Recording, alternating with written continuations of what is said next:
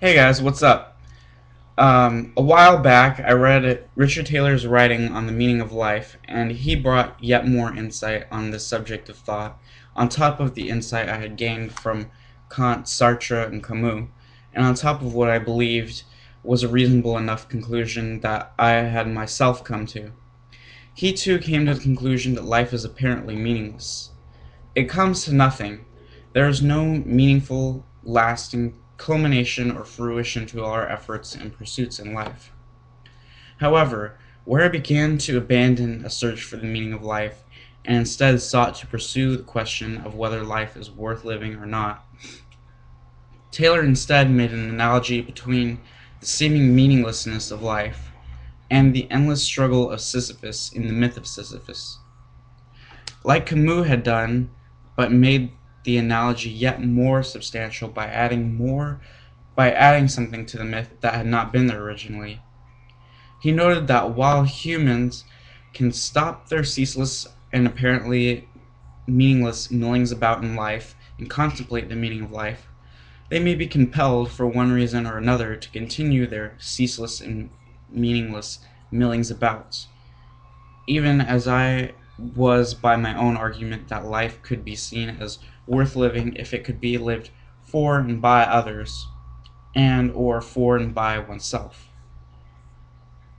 As the entirety of all other life is compelled to by the virtue of simply passing on their genes so that more of the species can continue the ceaseless and meaningless millings about, apparently without thought.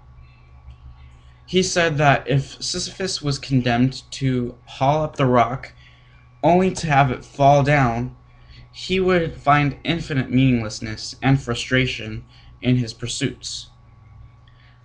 And if he was able to build a series of rocks, or to bring a series of rocks to a flat and stable summit at the top, and from the pile of rocks create a beautiful temple, when he had done this, when he was done with creating it, and he had found meaning in the culmination of his efforts, he would find infinite boredom.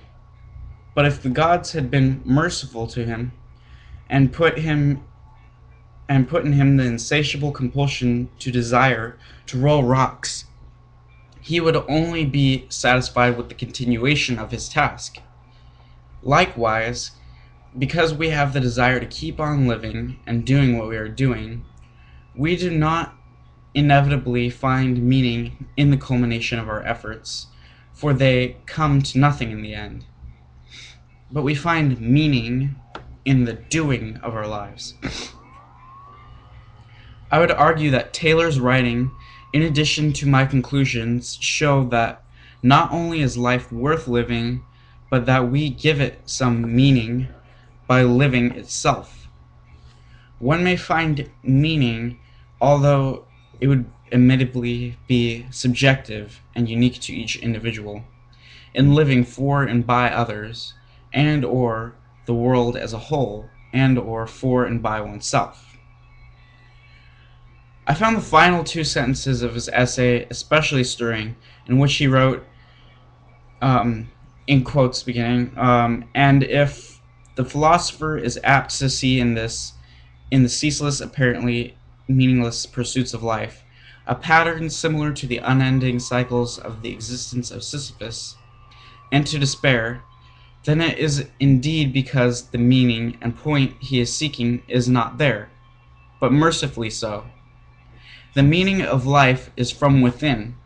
It is not bestowed from without, and it far exceeds in both its beauty and permanence any heaven of which men have ever dreamed or yearned for. End quotes. Since this heaven either does not exist or is impermanent. As I have said before, it seems then that life lacks an objective meaning, but life is not only worth living for the reasons that I have arrived at, but it also has a subjective meaning that is unique to every last living creature and can be derived from the pursuits and actions of life and the desire to continue those actions and pursuits. Thank you guys for listening. Peace.